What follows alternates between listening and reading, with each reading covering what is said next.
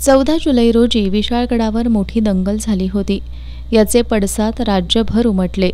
या पार्श्वभूमीवर नाशिक, पुणे, धाराशिव, विजापूर येथील मुस्लिम समाजातील काही प्रतिनिधींनी रिपब्लिकन पार्टी ऑफ इंडियाच्या आंबेडकर गटाच्या पश्चिम महाराष्ट्र अध्यक्षा रूपाताई वायदंडे यांच्या नेतृत्वाखाली जिल्हाधिकारी अमोल येडगे यांची भेट घेतली.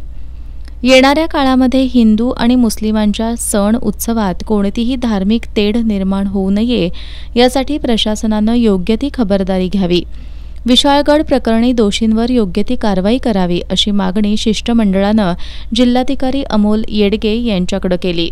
या शिष्टमंडळात धाराशिव येथील मराठा सेवक बलराज रणदिवे, विजापूरचे मलिक रेहान, पुण्यातील सय्यद सिद्दीक अलाबक्ष, उस्मानाबादचे शकील बिराजदार, नाशिकचे मोशन पठाण, रायचूरचे एमडी वाशिम, आंबेडकर गटाचे मारुती गायकवाड, इचलकरंजीच्या शबाना नदाफ, सोलापूरचे राजू माशाळकर, फरहान मलिक, युसुफ शेख, सलीम शेख, छोटू मिया शेख, शेख नवाब, फिरोज नदाफ यांचा सहभाग होता.